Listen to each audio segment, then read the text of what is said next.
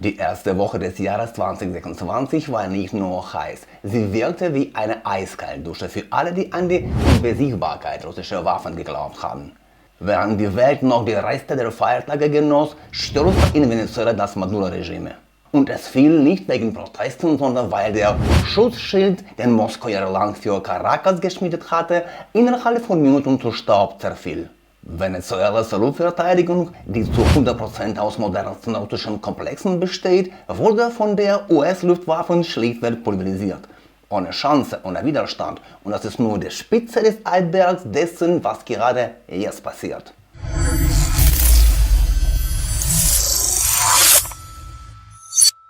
Nennen wir die Dinge beim Namen. Es liegt nicht daran, dass venezolanische Soldaten schlecht ausgebildet waren oder russische Instruktoren etwas übersehen hätten. Die Ereignisse im Iran im Sommer 2025 und nun in Venezuela zeigen eine bittere Wahrheit für den Kreml. Die US-Militärmaschine operiert in einer völlig anderen Generation. Es ist, als würde man einen Schach-Supercomputer gegen einen Dominospieler antreten lassen. Die russische Verteidigungsindustrie, die ihre Satellitenstaaten jahrzehntelang mit den Versprechen von unvergleichlichen Waffen, den sogenannten analogen Net, gefüttert hat, ist in der Realität des Jahres 2026 angekommen. Systeme, die den Himmel versiegeln sollten, wurden nun physisch neutralisiert. Das ist nicht nur eine Niederlage für Maduro, es ist ein technologisches Todesurteil für eine ganze Industrie. Der Markt reagiert gnadenlos. Insiderberichte bestätigen, dass die größten Importeure russischer Waffen den Absprung vorbereiten. Algerien 85% Abhängigkeit und Indien 40% diversifizieren ihre Importe massiv. Die Aufträge gehen nun in die USA, nach Israel und Frankreich. Besonders brisant Kasachstan. Astana stellt seine Rüstungsbetriebe auf NATO-Standards um und bricht komplett mit dem russischen Verteidigungssektor.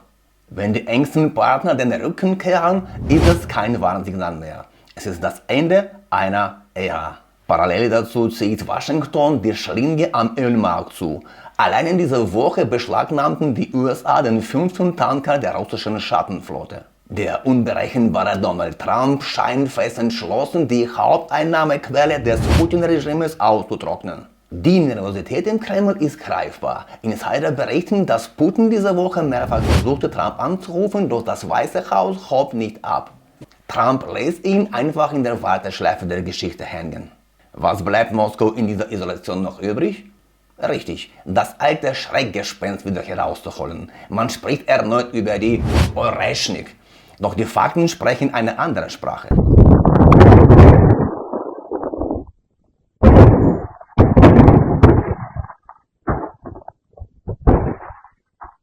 Ein Einsatz in 2025 in der Nähe der Stadt Dnipro, einer in 2026 bei Lviv. Genau, ein Start pro Jahr. Experten spürten, Russenfällen schlägt die Kapazitäten für eine Serienproduktion. Die Rakete ist in der Wartung so teuer, dass sie eher eine Belastung als eine Waffe ist. Ohne nennenswerten Sprengkopf dient sie nur einem Zweck: Propaganda für das russische Staatsfernsehen, um vor der technologischen Bedeutungslosigkeit abzulenken. Und Putin selbst? Er scheint den Kontakt zur Realität verloren zu haben. Seine Aussagen sind ein Lehrstück kognitiver Dissonanz. 2015 sagte er einer Journalistin noch: Неужели будет война? Нет. Исхожу из того, что это невозможно. Живите спокойно. Der 2025 behauptete er mit derselben Miene. Ну что, мы собираемся нападать на Европу, что ли? Ну что это за чушь? Wie passt dieser Mann in der Kirche, der von spirituellen Werten spricht, zu dem Mann, der den Befehl gibt, die zivile Infrastruktur der Ukraine bei minus 15 Grad zu zertrümmern? Bittet er Gott um Vergebung für die Gräueltaten? Oder hat er Angst, dass ihm das Schicksal des venezolanischen Diktators ereilt? Oder bettet er einfach nur, dass Trump endlich ans Telefon geht? Was denkt ihr? Wird 2026 das Jahr des endgültigen Zusammenbruchs dieses Systems? Schreibt es in die Kommentare, lasst ein Abo da und wir sehen uns im nächsten Video. Bis bald!